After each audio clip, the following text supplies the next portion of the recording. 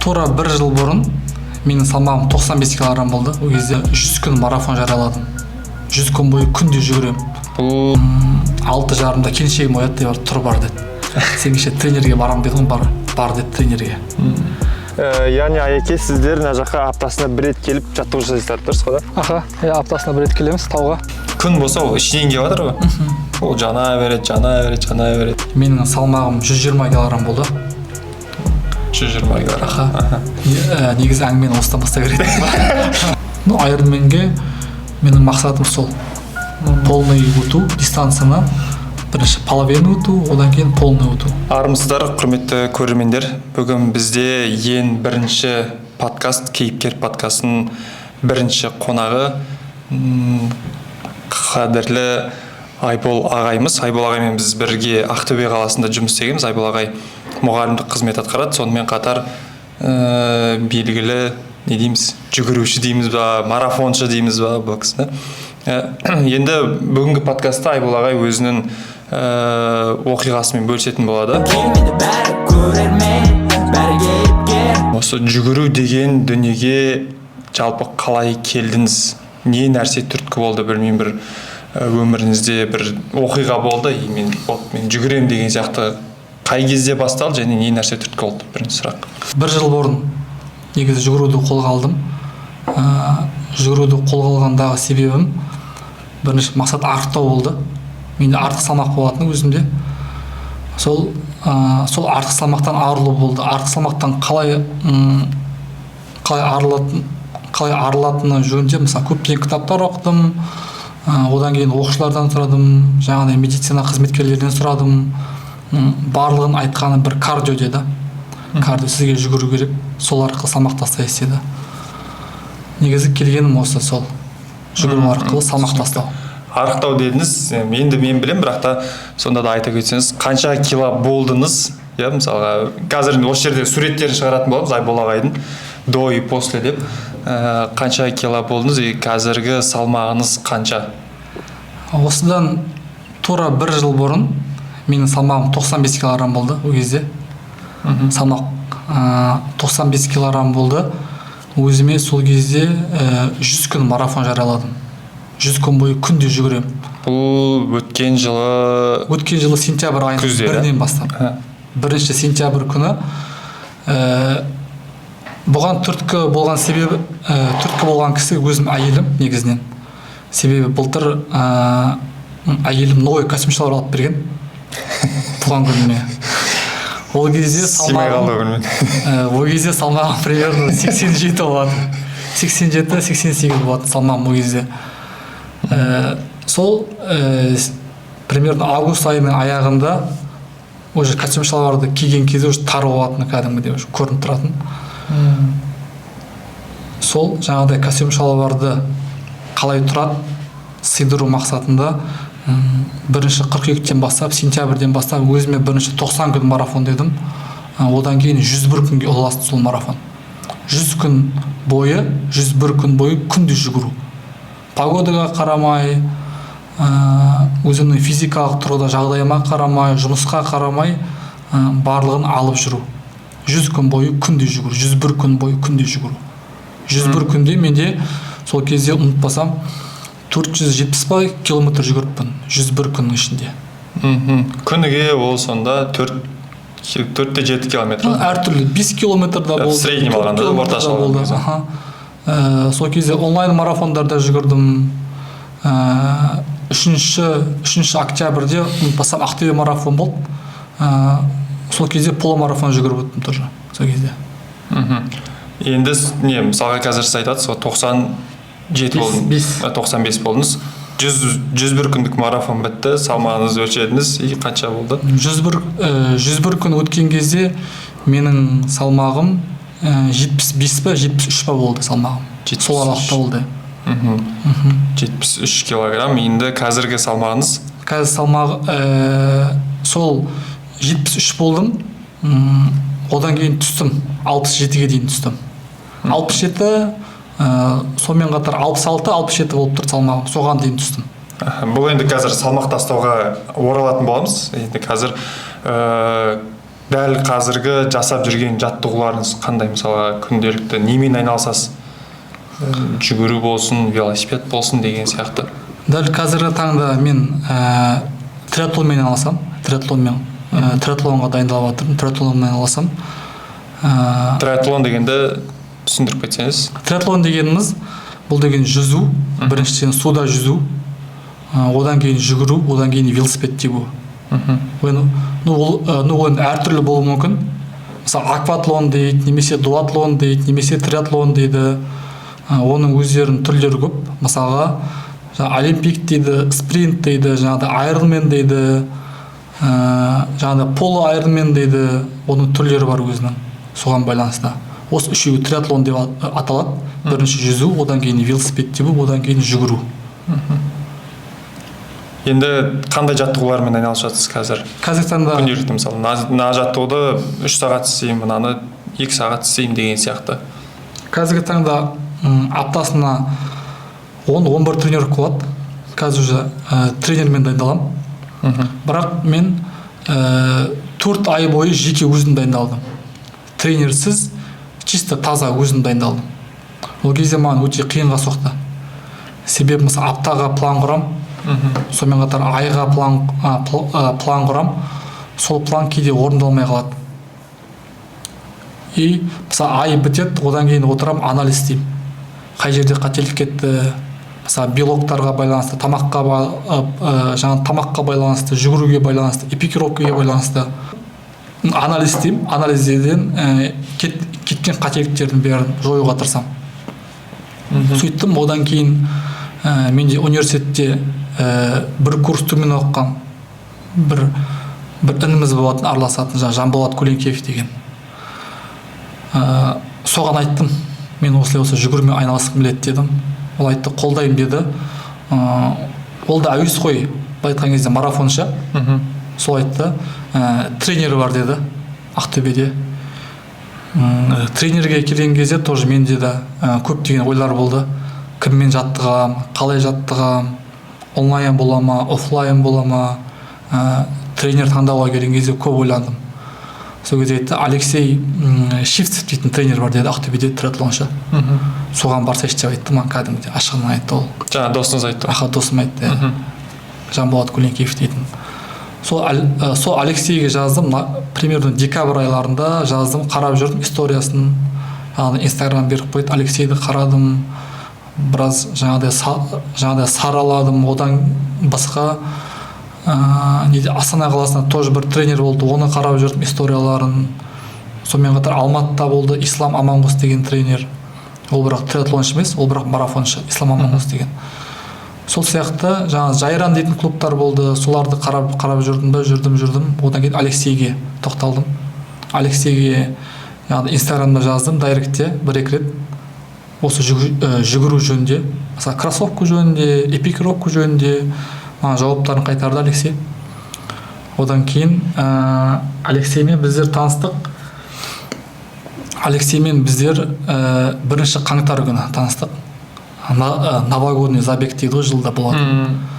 Сол кезде мен 12 километр жүгірдім, 12,5 километр, 5 круг. Сол кезде көріп қалдым, Алексей сол кезде амандастым, осылай помните, мен сізге дайректте жаздым, есім Айбол болады, осылай сізде дайындық қанша болады дедім.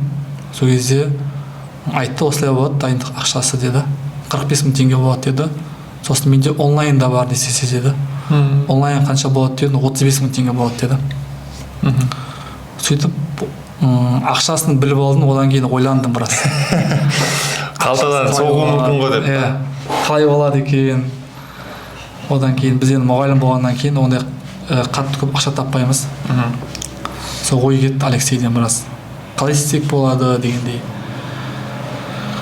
Сол 5 январь күні ма жаздым Алексейге. Мен сізде дайындалғым келеді деп. 4 күн ішінде шешіп тастадыңыз. 4 күн ойландым, сараландым, біраз толғандым дегендей. Сонымен қатар ақшаны есептедім, қалай болады екен, ақша жеткізе алам ба тренерге дегендей. Сөйтіп ойландым да, әйелмен ақылдастым, екеуміз ақылдасты. сосын жақсы барамын дедім Алексейге. И Алексей айтты маған 8 январь күні, ұмытпасам жұма күні болатын. Сол күні таңертең сағат 7-те пробный урокқа кел, көрем деді просто. Аха, сен мысалға әлі оқатынды көрейін еді, кім екенімді көрейін. Қабырын басып. Ол да бірден мен алам деп айтқан жоқ негізі. Алексейді алам деген жоқ. Көрейін, пробный урокқа кел деді. Сол 4-ші күні жұмыстан кеш келдім. Сағат примерно 11:30-да да жұмыстан келдім. Будильник қойып қойдым. Таңертең 6:15-ке қойып қойдым будильник. Сөйттім де 6:15-те шырылдап жатыр будильник. Тұрғым келмейді. Қыстың күні ғой, күн аяз, боран, тұрғым келмейді. Сосын 6:30-да келіншегім оятты, тұр бар деді. Сен кеше тренерге барам дедім, бар деді тренерге. Сол пробный урокқа бардым, сағат 7-те барсам, барлығы жүр екен залда. Ол Алексей сразу мен дорожкеге апарды жүгірткізді. Темпті қоса берді, ұмытпасам мен сол кезде бір 7 километр ма жүгірдім, 40 минуттың ішіне ма, 35 минуттың ішіне ма, жүгірткізді Алексей. Жүгірдім, темпті қосады, пульсті қарайды, темпті қосады, пульсті қарайды, темпті қосады, пульсті қарайды. Яғни Аяке, сіздер мына жаққа аптасына бір рет келіп жаттығу жасайсыздар, дұрыс қой да? Аха, аптасына бір рет келеміз тауға. Біз қазір Айбол ағайдың аптасына бір рет осы жаққа дайындық жасайтын, тренировка жасайтын, яғни жүгіретін жеріне келдік. Ақтөбенің сыртындағы бір елді мекенге. Аяке, неге тау? Нешін тау таңдадыңыздар? Нешін тау дегенде, тау төзімділікті үйретеді адамды. Мысалы, выносливость дейді орысша айтқан кезде, төзімді боласың тауда жүрген кезде. Мысалы, тауда жүрген кезде адамның пульс көтеріледі. Мысалы, машинамен, жаңағы тауға шығатын болсаң, қырға шығатын болсаң, міндетті түрде машина қатты жүрмейді да тауда. Мысалы, шыққан кезде, қырға шыққан кезде. Қиналады дейсіз ғой? Аха, қиналады. Сол сияқты адам да қиналады тауға шыққан кезде. Ал одан кейін, мысалы, тегіс жерге, мысалы, машинаны қойып жүресің, машина қатты жүреді. Сол сияқты адамда, мысалы, тегіс жерге жүрген кезде, мысалы, старттарда тегіс болады. Сол кезде сенде, мысалы, скоростың қатты болады. Немесе болуы мүмкін кейбір старттар. Старттар деген бұл марафондар, Аха, жаңа марафон болсын, немесе полумарафон болсын, немесе жаңағыдай 10 километрлік марафон болсын. Мысалға, жаңағыдай қалаларда, мысалы, өткен кезде, жаңағыдай мосты болуы мүмкін, немесе мысалы, қырлар болуы мүмкін деген. Аха, қырлар болуы мүмкін. Мысалы, Алматыда болатын болса, міндетті түрде қыр болады ол. Обязательно қыр болады. Мысалы, 45 градус болуы мүмкін, 30 градус болуы мүмкін. Соған байланысты қырда былай айтқан кезде темпіңді көтеру, одан кейін жаңағыдай скоростыңды көтеру, одан кейін пульсіңді түсіру үшін тауда жүгіресің. Негізі тауда жүрген кезде бірінші, мысалы, алғашқы жүрген кезде, мысалы, пульсің жоғары болады өте. 150-160 болады. Бір айдан кейін жүрген кезде уже 140, сөйтіп жаймен уже түсе бастайды пульстерің уже.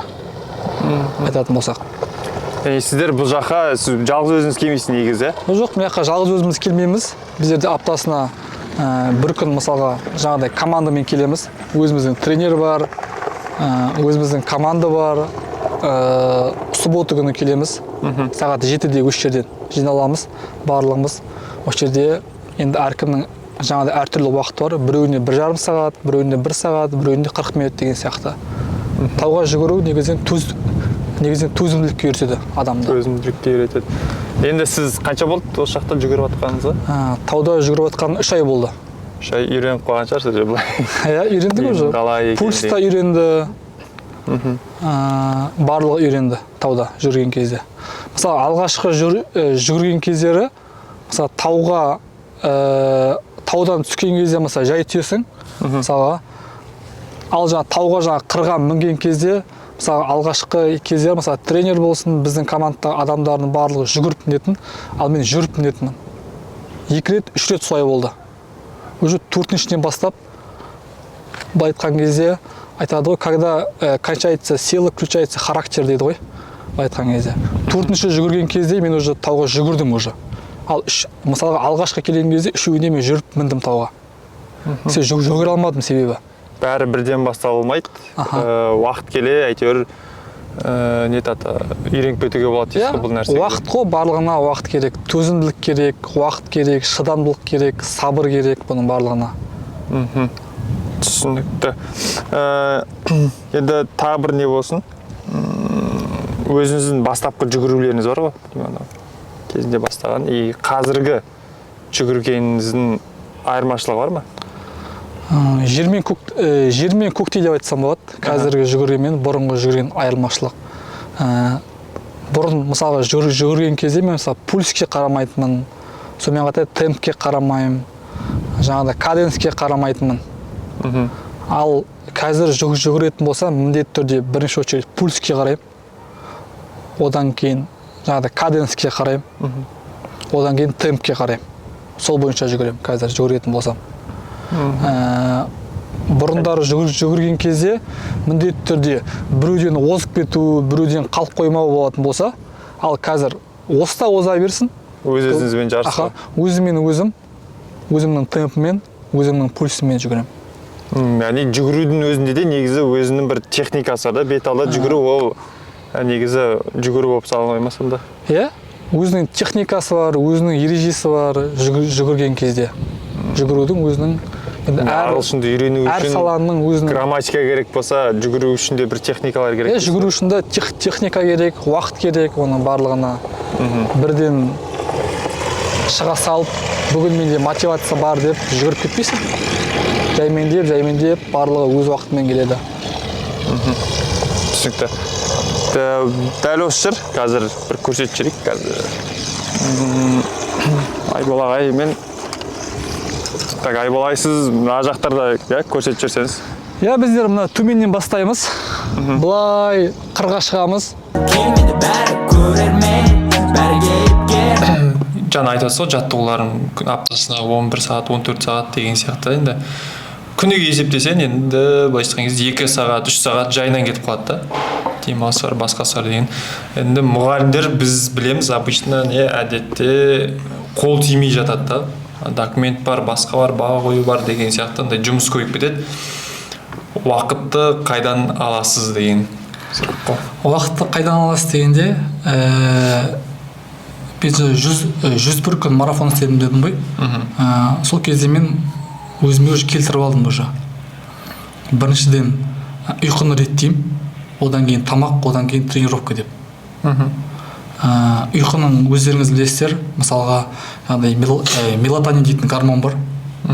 Сол гормон кешкі сағат примерно 10:30 мен 4:30 арасында адам былай айтқан кезде организм өз-өзін емдейді.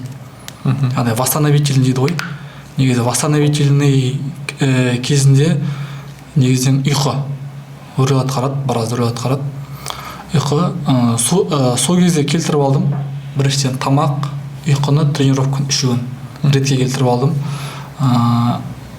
Сонымен қатар жаңағыда таңғы уақытта істеуге тырыстым, таңғы уақытты бөлуге тырыстым, таңғы уақытымда. Енді айтады ғой көбісі, мысалы тренировкамен арықтап алсың дейді. Негізінен тренировкамен адам арықтамайды.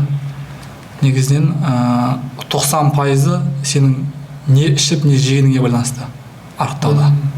Бұл жерде ұйқының да рөлі бар ғой. Ұйқының да рөлі бар сонымен қатар.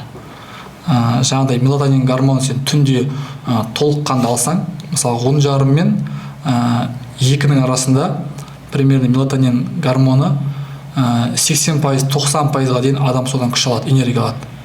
Өз сағат 2-ден бастап жаймендеп түсе бастайды. Сол кезде уақыт табасын деген кезде, мысалы 4:30-да тұрып кетем, ол кезде менде ұйқыны азайттым. Арықтаған кезде бірінші ұйқыны азайттым. 5 сағат, 6 сағат күніге ұйқы болды. Жаттығуды негізінен таңғы уақытта істеймін, жұмысқа дейін. Мысалы 4:30-да тұрам, 1 сағат, 2 сағат жүгіру болады. Түсінікті. Жаңа 100 күндік марафонда тұрдым дедіңіз ерте, ал қазіргі кезде сағат қаншада оянып жүрсіз? Қазір отпускідеміз, демалыс уақытындамыз. Қазірде де сол уақытта 10:40-та жатам. Таңертең бүгін мысалға 4:20-да тұрдым. 4:10, 4:20-да тұрып кеттім бүгін мысалға. уже немес андай будильникке қарамайсың, өзіңмен өзің тұрып кетесің, организм үйреністі уже автоматически уже. Сізде биологиялық сағат бар дейді онда. Получается, биологиялық сағатыңызды не істеп реттеп алдыңыз осы уақытта? Реттеп алдым, иә, сағатты уақытта. Енді қазір көбісі айтады ғой, 6 сағаттық ұйқымен қалай жүресіз дейді. Енді менде мысалға қазір мысалға обед ұйықтаймын кейде. 1 сағат немесе 45 минут ұйықтап аламын. Себебі мысалы калюли дейді ғой. Калюли уақыты мысалы обедте ұйықтаған обед дегенде онда да көп ұйқы емес. Мысалы 2 сағат, 3 сағат болмайды. Мысалы 30 минут, 45 минут немесе 1 сағат дейді ғой. Сол 1 сағат ұйықтаймын. Сол жаңағыдай обед уақытында, түскі уақытында, калюли уақытында ұйықтаған 1 сағат жаңағыдай ұйқы, түнгі ұйықтаған 2 сағат ненің жаңағыдай ұйқының энергиясын береді саған. Калюля деген нәрсе бар, ол енді мұсылмандарда да осындай нәрсе бар. Пайғамбарымызда болған кезінде. 1 сағат ұйқы деген сияқты. Енді түскі ұйқы ғой былайша айтқан кезде. Осы жерде айта кету керек, еуропалықтарда да бар бұл нәрсе, сиеста деп аталады. Оларда не түскі уақытта осылай демалыс несін қарастырады. Енді сіз енді біраз уақыт болды азанда ерте тұрып жүрсіз, мысалы 4:30 болсын, 5-те болсын деген сияқты. Жаз кезінде тіптен қиын ғой негізінде. Там 12-ге дейін жүргің келеді, түнге дейін жүргің келеді деген сияқты. Сізді қалай дейік, қалай қойсақ болады, қандай күш осылай тұрғызып атқан күніге 4:30-10. Енді өте қатты не керек қой, күш жігер керек қой, сила воли да. Өз-өзімді 11-де жатқызып тастау, жаз кезінде тем более да. Шақыратындар болатын шығар, кеттік шай ішіп қайтайық, қойбай, ана жаққа барып қайтайық. Или қазір үйренді ма сізге? Қазір шақырпайды уже. Қазір үмітін үзді ма уже? Қазір мысалға мен шақырамын оларды. Шай ішейік деген адамдарды, мысалы түнде болсын, кешке тамақ ішейік деген адамдарды қазір мен шақырамын. Азанда шақырамыз ба? Таңғы уақытта сағат мысалы 8-де завтракке шақырамын. Сонымен қатар сағат 11-де обедке шақырамын. Бірге обед ішіп білейік деп. Сіздің обедіңіз получается 11-де ме? Аха, мысалы 11 мен мысалы 12:30 арасында ішіп алуым керек обедті. Кейде мысалы болады, сағат 1-ге дейін дейді ғой. 11 мен 1 арасында обед түскі ас міндетті түрде. Жаңа мысалы сила воли деп жатсыз ғой. Сила воли жөнінде мысалы 2 кітап оқыдым. Мен өзім кітап жақсы көремін, өзіңіз білесіз. Бұл жерде айту керек, Айбол ағай кейбір кезде болады, андай аптасына 1 кітапты әшейін не қылып тастайды деп оқып тастайтын кездері болады Айбол ағайдың. Жалғастыра. Сила воли дейтін кітап оқыдым. Сонымен қатар 2017 жылы менің салмағым 120 килограмм болды. 120 килограмм. Негізі әңгімені осыдан бастау керек. Осыны не тақырып қою керек қой. 2017 жылы 120 килограмм болды.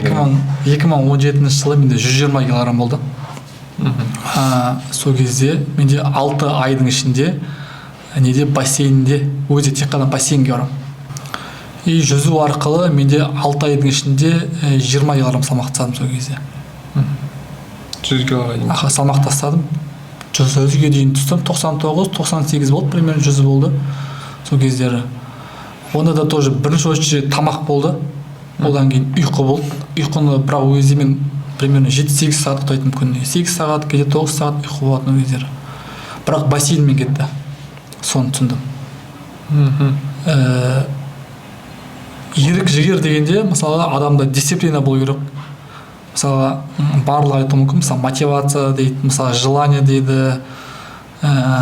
Мотивация белгілі бір жерге дейін барады. Сені белгілі бір жерге дейін алып барады. Мысалға қалай айтсақ болады? Андай ғой, мысалға мынандай не пример бере кетейінші осы жерде. Көмір бар. И сосын кейін күн бар да, мысалға. Көмірді сырттан от жағасың ғой. Ол мотивация деп алайық та отты. Жағасын, көмір белгілі бір уақыт жанып тұрады, 5 минут деген сияқты. И сосын кейін ол өшеді да, мысалы. Білмеймін, 1 сағат жанады деген сияқты мотивация. Күн болса ол ішінен келіп жатыр ғой. Ол жана береді деген сияқты. Осындай нәрсе ма сіздің айтып жатқаныңыз? Иә. Өз іштен келу керек та. Сыртқы мотивация адамды белгілі бір жерге дейін ғана апарады. Одан кейін сен әрі қарай апара алмайды. Сыртқы мотивация, сенде ішкі мотивация болу керек. мысалы ішкі мотивацияң болғанның өзінде де қиын негізі. Одан кейін желание деп жатыр ғой, сенде желание мысалы тренировка бір күн болады, бір күн болмауы мүмкін да. Мысалы желание, получается сіз күніге қуанып бармайсыз негізі тренировкаға, бүйтіп риза болып, ой мен бүгін тренировкаға барамын деген ондай жоқ қой. ондай жоқ. ондай сізде күрес бар яғни. ондай мысалы белгілі уақытқа дейін болды ондай нәрсе. Одан кейін жоқ уже. Жаңағыдай желание дейді ғой, мысалы желание болмаса да тренировкаға сен барасың да. Себебі сенде алдында мақсат тұр. Сіздің алдыңыздағы мақсат? Менің алдымдағы мақсат Ironman, солай өту, құдай қаласа. Бұйырса енді өтетін жас. Ол тақырыпқа келеміз. Одан кейін мысалы марафон, полный марафон жүгіріп өту. Бұл полный марафон жүгіріп өту осы жылдық мақсат. Бірақ мен бұған дейін осыдан 3 жыл бұрын ба 38 километрге дейін жүрдім. 38-ге дейін бар максимально. Жаңа далада қалып қойдық, машинамен келе жатқан кезде машина бұзылып қалды. Енді ауылға дейін бару үшін, белгілі пунктке дейін бару үшін енді жаяу барасың. Жаяу жүретін болсаң уақытың көп кетеді. Сол себепті жүгірдім. Сол кезде ұмытпасам 5,5 сағатта ма 6 сағатта ма бардым. Тоқтамай жүгіріп бардыңыз? Жоқ, тоқтап, демалып. Енді дайын емессіз ол кезде. Өзі дайын емеспін өзі. Сөйтіп бардым. Біріншіден, қазір уже мақсаттар тұр алда. 5 жыл, 10 жыл, 15 жыл, 20 жыл деген сияқты мақсаттар тұр. Соларға жету. Сол мақсаттар тұр. Сол мақсаттар мені итермелейді. Күніге оятады сізді. Ұйқы бермейді деп айтсам болады. Дұрыс, мақсатына бұйырса жететін жарса құдай қаласа. Жаңа жерде таңдауыңыз қызық екен да сіздің, мысалға андай ғой. Жолдан такси тоқтатсам болады деген сияқты варианттар бар ғой негізі ауылға баруға ше. Там күтесің. Айдалада болды ол кезде. Айдалада болғаннан кейін мысалға машина тоқтамайды. Өзіңіз ғана болдыңыз ба негізі? Жоқ, қасымда 3-4 адам болды. 3-4 адам болды. Бәріміз шықтық жолға. Мен бірінші жеттім. Олар біреу 13 километрде ма қалған, біреу 20-да ма қалған, бір 15-те ма қалған екен. Мен ауылға барып, елді мекенге барып, машина алып қайттым. Сол кезде көрдім жолда. Давай, қалса алдым. Тиіп алдыңыз обратно. Машинаға келем дегенше тиіп алған болған. Бағана айтып қалдыңыз Ironman деп ше, ең үлкен мақсаттардың бірі деп. Бұндай мақсат қоюға не түрткі болды сізге? Ironmanге қатысу деген енді өте үлкен нәрсе ғой негізінде да? Біріншіден Ironmanге келетін болсақ, Ironman өзінің тарихы үлкен. Мысалға, жаңағыдай Конадан басталады.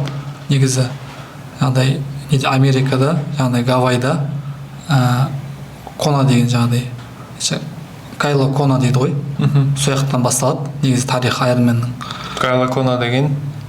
Америкада жаңағы Гавай островында бір жер ма бұл? Жер ғой, остров ғой. Сол жақта басталады негізінен.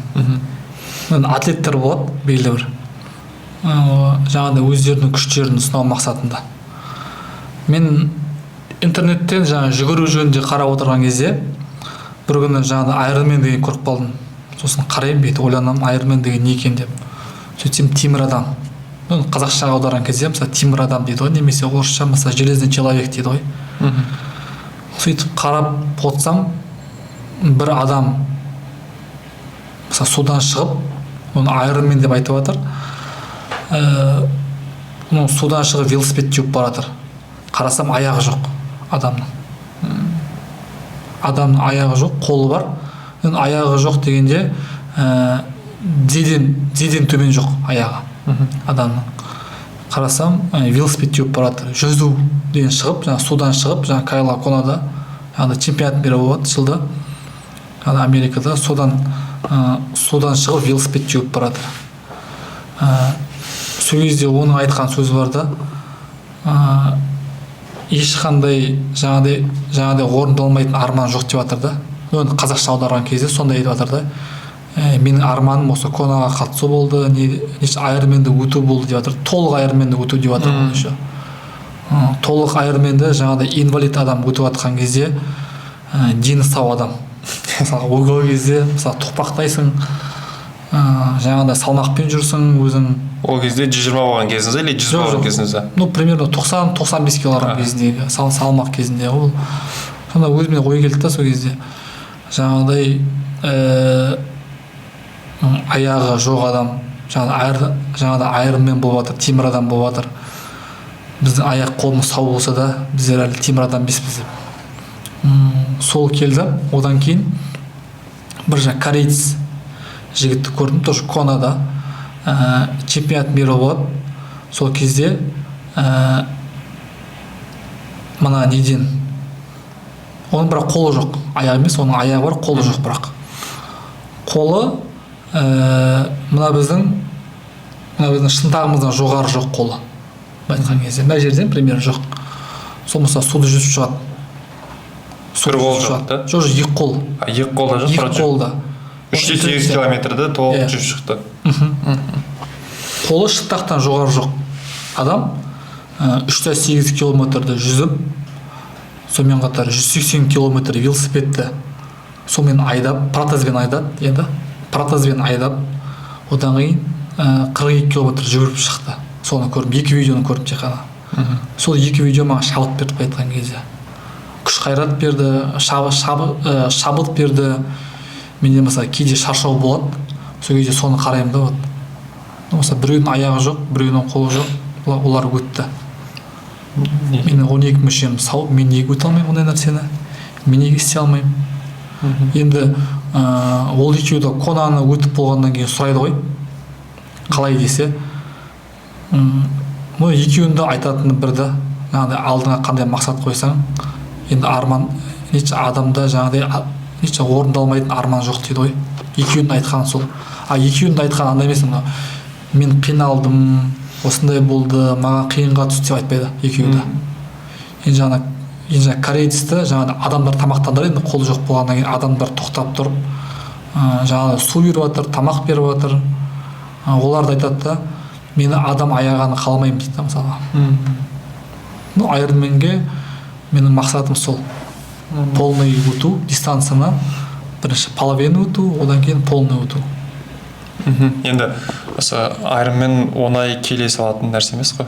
Сізде енді қандай қиындықтар болып жатыр? Осы Ironmanге дайындық барысы болсын, басқа болсын, енді қаражат жағдай енді бар ғой, біраз оңай емес деген сияқты. Қаражат жағдай енді Ironman, мысалы спорт түрлерінің ішінде ең мысалы қымбат спорт түрі деп айтсам болады, мысалы триатлонда қымбат спорт түрі деп айтсам болады. Мысалы күреске баратын болсаң, мысалы бір залға барасың, одан кейін үстіңе мысалы кимоно аласың, мысалға да киетін. Барасың да күресесің да, аяғыңа тоже аяқ киім аласың да күресесің. Витаминдерін ішесің. Мысалы витаминдерін ішсең онда да болды. Онда басқа көп нәрсе кетпейді. Ал триатлонда тренерге төлейсің ақшаны, одан кейін залға төлейсің, одан кейін бассейнге төлейсің, одан кейін экипировка. Велосипед бар. Одан кейін велосипеді бар. Одан кейін слот дейміз ғой, біздер мысалы қатысу жарнасын төлейміз. Мысалы қатысу үшін тоже бір $700-800 примерно. Енді әр елде әр түрлі.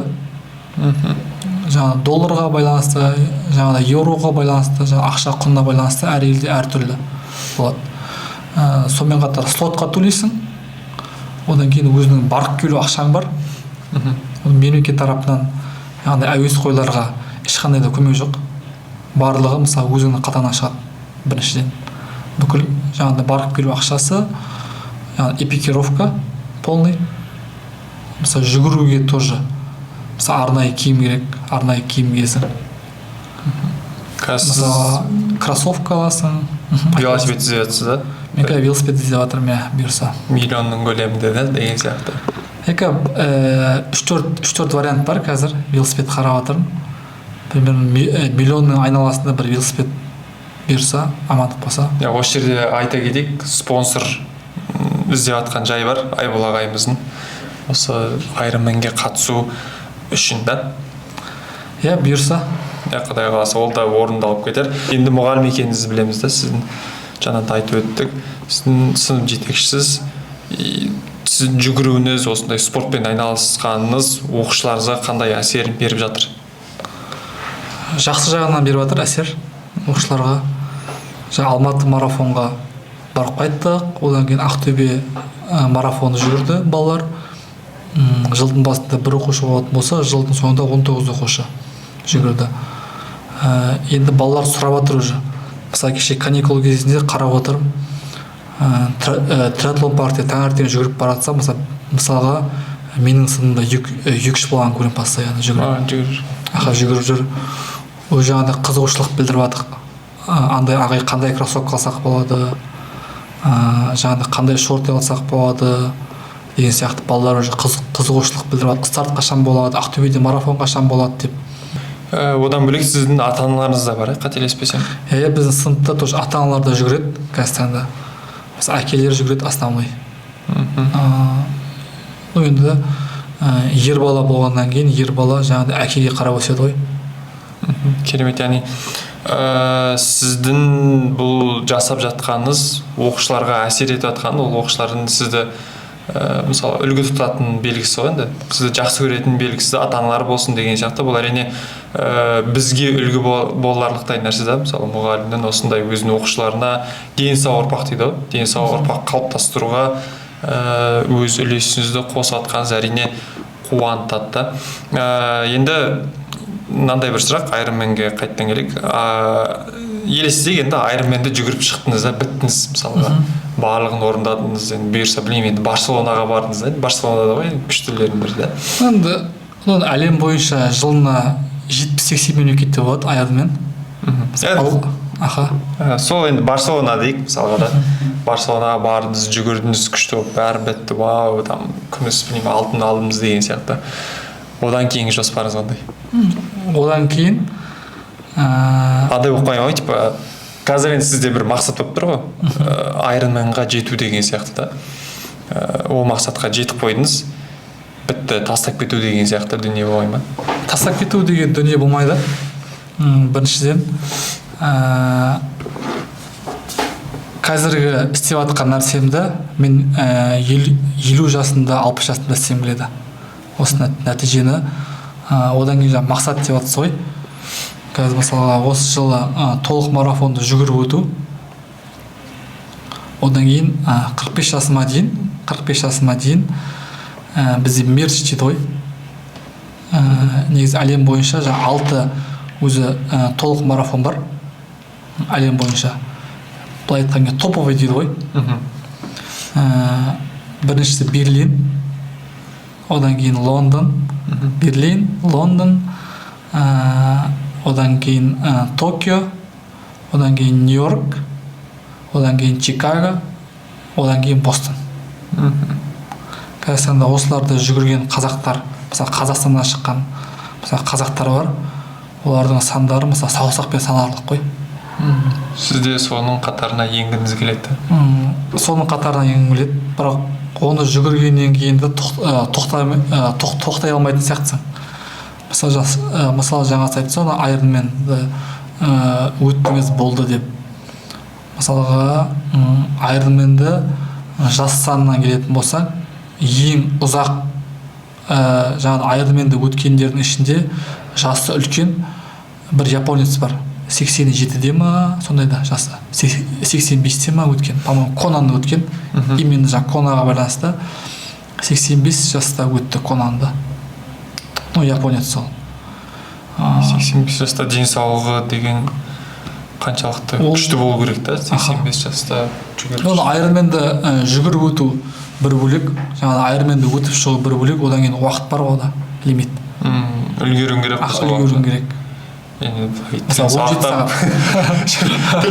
бүйтіп жүріп келе жатсам болмайды да, демалып алып кішкене бір жата тұрайыншы деп жолықтан.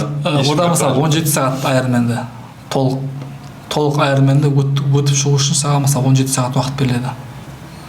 Ол кезде тоже мысалы қиындықтар болады. Мысалға ең бір суда жүзу кезінде мысалы өліп кетуі мүмкінсің суда. Ашық суда жүзесің. Ашық суда жүзесің. Мысалы гидрогостемия өліп кету, мысалы өліп кеткен адамдар да бар. Мысалы мен білетінім, мысалы Финляндияда былтыр чемпионат мира болды. Сол кезде бір адам қайтыс болды Финляндияда былтыр.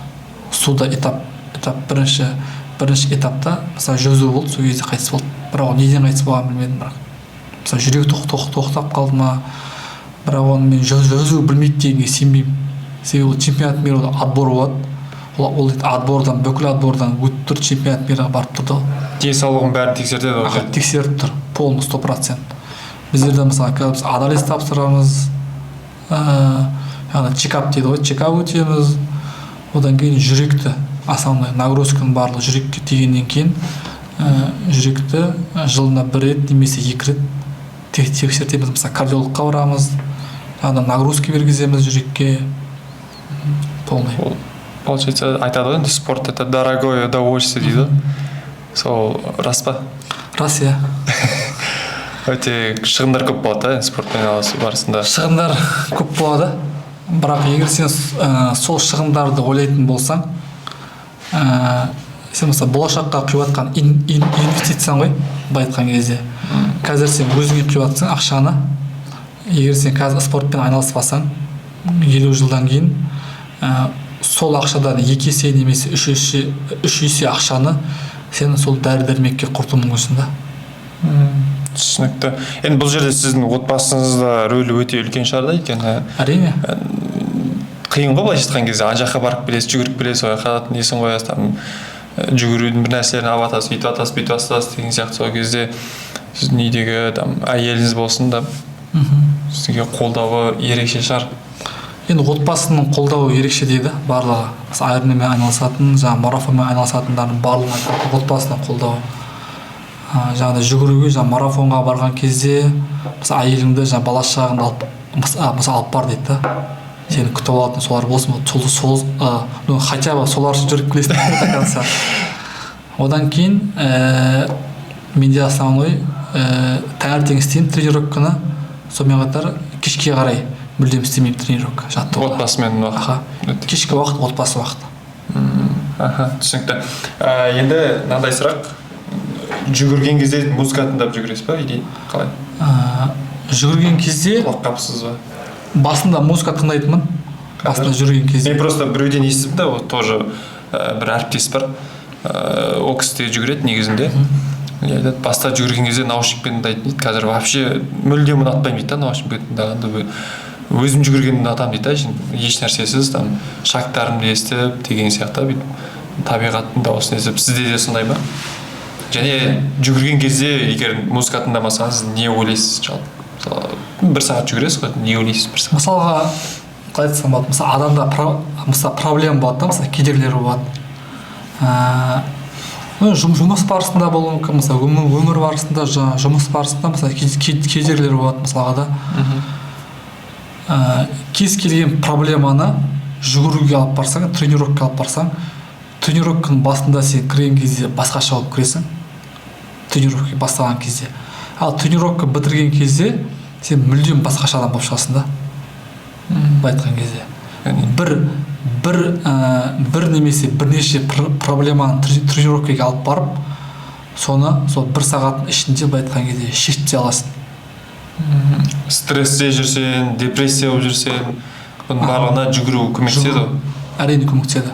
Себебі мысалы организмде энергия болады, жаман энергия болады, сол жаман энергияны шығаруға жүгіру кәдімгідей адамға көмектеседі. Басында музыка тыңдайтынбыз, мысалы подкаст болсын, музыка болсын деген сияқты. Ал қазір уже өз-өзіміз тыңдаймыз да, айтқан кезде, өз-өзімізді. Содан ләззат аласыздар. Мысалы жүрегін тыңдайсың, өзіңнің шагыңды қарайсың, мысалы сағатыңа қарайсың, мысалы минутына қанша шаг істеп жатқан шагың дұрыс па, жүрек соғысы, мысалы табиғат тыңдайсың, немесе жаңағыдай проблемалармен барасың, сол проблемаң 1 сағаттың ішінде айтқан кезде таудай болып көрінгенмен ешқандай түкке тұрмайтын проблема екенін сезесің да, мысалы тренировкадан кейін шыққаннан кейін сол жерде қалып қояды. Көптеген адамдарды айтқан кезде спорт кәдімгі тәрбиелейді, менмендіктен аулақ қылады, жаңағыдай эгоизмнен аулақ қылады, өзімшілдіктен, жаңағыдай менсінбеушіліктен деген сияқты біздерде бар. Мысалы үлкен кісілер, ағайлар жаңағыдай бар. Мысалы кәсіпкерлер болсын, мемлекеттік қызметкерлер болсын жүреді. Зам әкімдері бар, мысалға жүгіреді. Мысалы облыстың зам әкімдері бар, мысалы қала әкімдері бар, жүгіреді. Мысалы Асқар Шақаров бар, мысалы қала әкімі. Мысалы мен 2021 жылы қала әкімі болған кезде Асқар Шақаровпен бірге жүгірдім, мысалға марафонда. Әлі күнге дейін суретім бар, сол кісімен түскен. Мысалға Асқар Шақаровпен түскен. Оны айтқан қарапайымдылыққа тәрбиелейді сені спорт. қарапайым боласың, өзіңді басқадан жоғары санамайсың, менмендік, өзімшілдік, эгоизм дегендерді, сол нәрселерді былай айтқанда тамырымен жоқ қылады деп айтсақ болады ғой. Әкіммен бір қатарда тұруға болатын мешіт бар, екіншісі осы жүгіретін жер дейсің. Спорт. Жаңағы таудай болып не істейтін проблемалар кішірек кетеді. Не есіме түсіп кетті анау. Не бар еді мектепке. Мектебің болып қаласың деген жер. Тардай болып кіресің. Таудай болып шығасың. Таудай. Жүгіруден наоборот па? Проблемалар, стресстер таудай болып кіреді. Тардай болып шыға алмасасың. Стресссіз, былай айтқан кезде проблемасыз шығасыз ғой. Жүрген кезде. Тек қана жүгіру емес, мысалы жаңағыдай велосипедке барсаң да, немесе бассейнге барсаң да алып барасың проблеманы. Одан кейін жаңағыдай проблемасыз дымсыз шығасың ғой. Тап-таза болып шығасың суға түскен кезде. Түсінікті. Енді қазір тақырыпқа несі жоқ, жүгіру емес, басқа қысқа сұрақтар болады. Соған жауап бере кетсеңіз. Телефоныңызда тек 3 бағдарлама приложение қалдыру керек десе, нені таңдар едіңіз? Бірінші Garmin қалдырам, сағаттың приложениесін. Жүгіру керек десе. Одан кейін Training Peaks деген программа бар, соны қалдырам.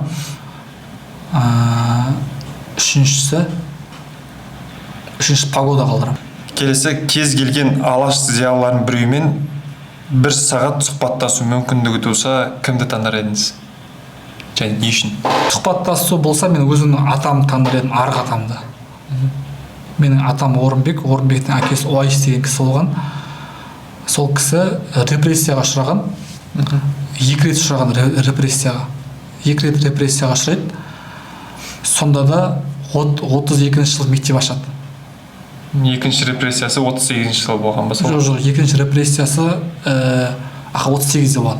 38-40-та болған екінші репрессиясы. Сүйікті кітабыңыз?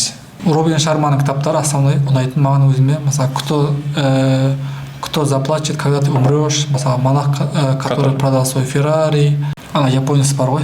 Харуки Мураками. Мураками. Жүгіру туралы жазатын ба? Ол өзі жүгірген адам ғой өзі, Мураками. Келесі, ең сүйікті сөзіңіз қандай? Ең сүйікті сөзім: потерять можно только жизнь, все остальное можно найти и исправить. Осы сөз ең сүйікті сөзім. Өте керемет сөз. Өмірді ғана жоғалтуға болады, қайтыс болып кеткен кезде. Қалған барлық мәселелер бұл жерде енді қатты ондай үлкен емес деп тұр ғой, өмір сияқты. Маңызды емес деп тұр ғой, қалғандардың барлығы. Енді келесі не бар еді ана Дудьта? В чем сила, брат, деген білесіз бе? Сила в вере деп айтады. Мысалы, бізде де бар ғой, бірлік күште дейді. Сол сияқты сіздің ойыңызша күш неде? Күш дисциплина деп айтсам болады. Күш дисциплинада да. Рахмет. Осымен сұрақтардың барлығы тамам. Келгеніңізге көп рахмет. Осындай бірінші қонақ болып жатсыз. Сізге де рахмет. Құрметті көрермендер, бізде қонақта болған тарих пән мұғалімі Айбол Орынбек мырза, марафоншы, жүгіруші, Айронменге құдай қаласа қатысушы, сояқтың медалін алушы деп айтайық. Видео ұнаса, коммент, қолдау білдіріп қойсаңыздар, қуанышты боламыз. Осымен бірінші біздің алғашқы беташар подкастымыз аяқталды. Жақсы, рахмет сізге.